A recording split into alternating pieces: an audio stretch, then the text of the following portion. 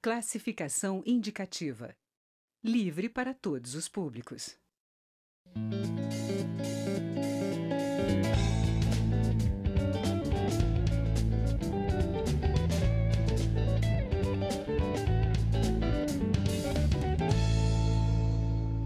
É o primeiro mandato dele na Câmara Federal, mas o deputado delegado Antônio Furtado já foi escolhido para ser o coordenador do Estado do Rio de Janeiro na defesa da causa animal. Eu sou Aline Machado e este é o Palavra Aberta, um programa da rádio e da TV Câmara. Deputado delegado Antônio Furtado, nome comprido.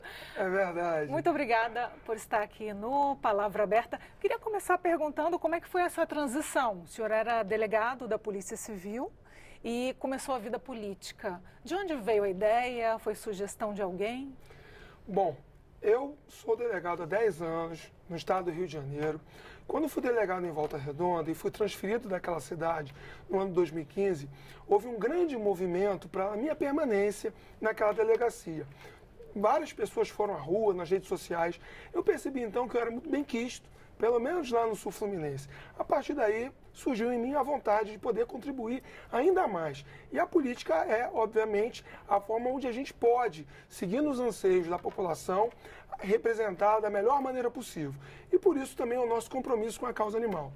O senhor engrossa o caldo da Câmara Federal na bancada de defesa dos animais. Existem algumas propostas que estão sendo debatidas tanto na Câmara quanto no Senado e a última foi apresentada e debatida nas duas casas e aumenta a pena para os maus tratos contra os animais, inclusive institui uma multa para os estabelecimentos comerciais. Foi o caso que aconteceu, que espelhou inclusive essa proposta, o do Carrefour, com o cachorro, a cadelinha Manchinha. O senhor acha que a legislação está indo no caminho certo? O que falta para proteger ainda mais o animal? Veja, como delegado de polícia, há 10 anos eu já me deparava com algo que eu considerava inaceitável. Pessoas que maltratavam animais, chegavam à unidade, eu verificava que aquele crime era muitas vezes em flagrante e a lei determinava, e determina ainda, mas está em fase de alteração, que aquela pessoa ela é liberada, ela assina um termo de compromisso e comparece ao juizado especial porque se trata de um crime de menor potencial ofensivo. A mudança que começa no Senado é muito válida. Aumenta a pena, pode chegar a 4 anos de prisão e vai dar aos delegados de polícia maior autonomia, até para prender em flagrante esse agressor. O crime é grave, a gente não pode aceitar que, por exemplo, um dano a uma coisa possa chegar a uma pena de 3 anos e o dano, no caso, a ofensa à saúde de um animal tem uma pena de até 1 ano. Isso é inadmissível. Então, na minha opinião, a sociedade sai fortalecida com essa mudança legislativa. E vamos também considerar que agora o fato de você poder obrigar o pagamento de uma multa que varia de um salário mínimo até 1.000 salários para estabelecimentos comerciais que de forma direta ou indireta acabaram contribuindo para aquele resultado de maus tratos, é também algo que a gente tem que perceber que a sociedade sai fortalecida. Então, estamos sim num novo tempo. Um tempo onde os animais estão sendo vistos não apenas como se fossem coisas, mas como sujeitos de direitos. Então, a melhor forma da gente entender isso é com legislações como essa. Eu aprovo a legislação, eu entendo que ela é proporcional. Se o estabelecimento é pequeno e o maltrato é também baixo, a pena pecuniária da multa é menor. Se se trata de um grande estabelecimento, como o caso do Carrefour em Osasco, você tem sim condições de impor uma multa maior. Isso vai fazer com que a justiça seja alcançada. Deputado, me tira uma dúvida. Esse projeto ele trata especificamente de recintos comerciais. No caso de domicílios, digamos um condomínio, um morador que incorra em negligência porque não colocou rede de proteção na sua unidade. Digamos que o animal se acidente. O condomínio ele tem como ser processado também por negligência, porque o projeto ele não é abrangente nesse sentido, ou é? Não, não é. O projeto fala claramente em estabelecimentos comerciais. Como se trata de um crime, o princípio é o da tipicidade. Se não está escrito ali, ele não é extensivo a condomínios. O que a gente tem que entender é que o Código Civil hoje ele prevê a responsabilidade patrimonial quando o condomínio de alguma forma contribuir para um resultado danoso. Então vamos ter que analisar a convenção de cada condomínio, Não se trata de crime, mas sim de uma infração civil, que é passível de uma indenização. Deputado, eu queria falar também sobre a questão do Supremo, que decidiu faz alguns dias sobre a constitucionalidade do sacrifício de animais em alguns tipos de rituais religiosos.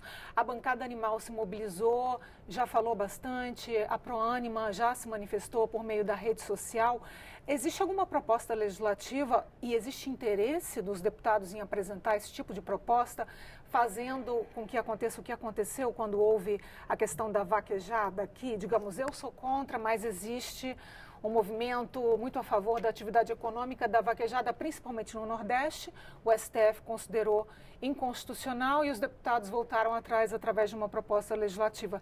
Em relação ao ritual religioso com sacrifício, os deputados têm interesse em fazer o mesmo movimento? Veja só, a gente tem que entender que o princípio que vigora hoje no Brasil é o princípio da separação e harmonia entre os poderes.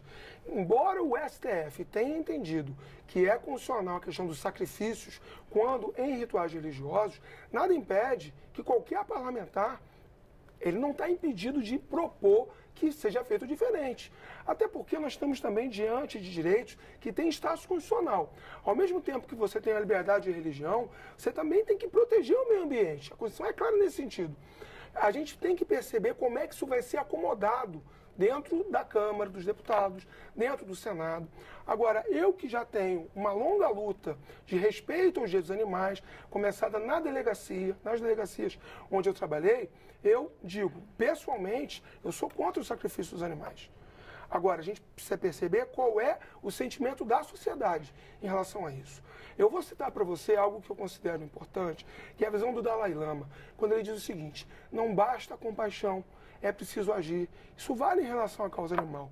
Muitas vezes a pessoa tem pena, a gente tem que também perceber que hoje o Brasil tem a quarta maior população de animais domésticos no mundo. São 132 milhões de animais. Logo, existem muitas pessoas que são preocupadas com essa causa, que não querem ver alguém praticar maus tratos e essa pessoa sair impune. É muito importante que a sociedade se debruce em relação a isso.